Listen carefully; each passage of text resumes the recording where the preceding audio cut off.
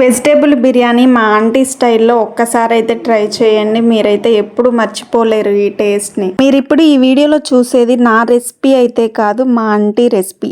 అంటే మా ఫ్రెండ్ వాళ్ళ మమ్మీ రెసిపీ. ఆంటీ అయితే వంటలన్నీ చాలా టేస్టీగా అయితే చేస్తారు. ఇప్పుడు నేను చూపించిన అన్ని ఇంగ్రీడియంట్స్ అయితే కావాలి ఈ రెసిపీకి అయితే. ప్రాసెస్లోకి వెళ్ళిపోదాం, చలో.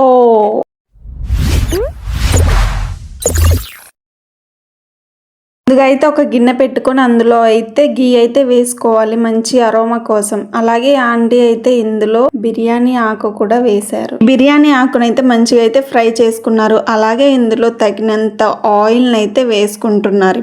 ఇప్పుడైతే ఈ వీడియోలో చూపిస్తున్న బిర్యానీ ఇంగ్రీడియంట్స్ అయితే ఒక్కొక్కటిగా వేసుకుంటున్నారు. ఏమేమి ఇంగ్రీడియంట్స్ అనేది నేను వీడియో స్టార్టింగ్ లోనే మీకైతే క్లారిటీగా అయితే చూపించాను. ఆ ఇంగ్రీడియంట్స్ అన్ని అయితే వేసుకోవాలి. వీటినన్నిటిని అయితే ఈవెన్గా అయితే మిక్స్ చేసుకోవాలి మాడిపోకుండా.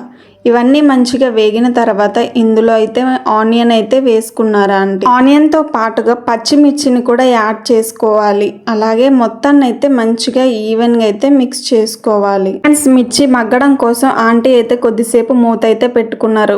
ఒక 5 మినిట్స్ తర్వాత మూత తీసుకున్న తర్వాత మనం కట్ చేసి పెట్టుకున్న బీట్రూట్, క్యారెట్ అలాగే ఆలునైతే వేసుకోవాలి. నేను ఆలు, క్యారెట్, బీట్రూట్ ముక్కలు అనేవి పెద్దగా ఉంటేనే మనకి చూడడానికి కూడా అట్రాక్టివ్ గా ఉంటాయి కదా. ఈవెన్ గా మిక్స్ చేసుకొని మూత పెట్టుకోవాలి. ఒక 10 మినిట్స్ తర్వాత ఇందులో అయితే మిల్ మేకర్ అలాగే బఠానీ అయితే ఆంటీ అయితే వేస్తున్నారు. బఠానీని 1 అవర్ 2 అవర్ ముందే నానబెట్టుకోవాలి. మొత్తాన్ని ఒకసారి మిక్స్ చేసుకొని మళ్ళీ ఒకసారి అయితే మూత పెట్టుకున్నారు. అలాగే ఇందులో అయితే టమాటా అయితే వేసి మొత్తాన్ని అయితే మంచిగా ఈవెన్ గా మిక్స్ చేసుకున్నారు.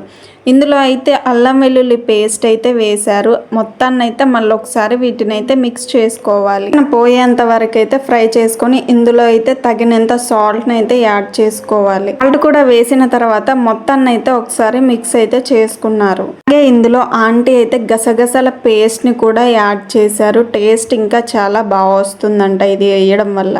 మొత్తాన్ని అయితే మళ్ళీ ఒకసారి మిక్స్ అయితే చేసుకున్నారు. ముక్కలు కూడా మంచిగా మగ్గాయి. ఆలు కూడా చూడండి పర్ఫెక్ట్ గా అయితే కుక్ అయింది. కొంచెం బిర్యానీ మసాలా అయితే యాడ్ చేశారు. ఎక్కువ వేయడం వలన ఈ వెజిటేబుల్ ఫ్లేవర్ పోతుందని ఆంటీ అయితే ఎక్కువ అయితే వేయలేదు. అన్ని ముక్కలు మంచిగా మగ్గిన తర్వాత అయితే ఆంటీ ఇందులో అయితే రైస్ అయితే యాడ్ చేస్తున్నారు. వాటర్ కన్నా ముందు ఈ రైస్ ని యాడ్ చేయడం వలన రైస్ కి అనేది మంచి ఫ్లేవర్ వస్తుందని అయితే ఆంటీ అయితే ఇందులో రైస్ అయితే వేశారు. ఆంటీ రైస్ ని గంటతో తిప్పకుండా ఇలా అయితే మిక్స్ చేశారు. తర్వాత ఇందులో సరిపడ వాటర్ ని అయితే యాడ్ చేస్తున్నారు. మనకి తెలిసిందే కదా, 1 గ్లాస్ రైస్ కి 2 గ్లాస్ వాటర్ ని అయితే పోసుకోవాలి. లెమన్ వాటర్ ని కూడా యాడ్ చేస్తున్నారు, గింజలేమి లేకుండా. మినిట్స్ లో వెజిటేబుల్ బిర్యానీ అయితే రెడీ అయిపోతుంది.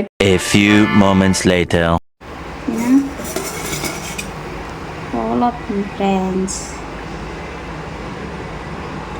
వెజిటేబుల్ బిర్యానీకి కాంబినేషన్గా మటన్ కర్రీ అయితే చేశారు. రెండింటి కాంబినేషన్ మాత్రం నిజంగా నెక్స్ట్ లెవెల్ అసలు. కూడా ఇలా వెజిటేబుల్ బిర్యానీ టేస్టీగా కావాలి అంటే మా ఆంటీ రెసిపీని అయితే ఫాలో అయిపోండి. For watching, please subscribe guys. Bye.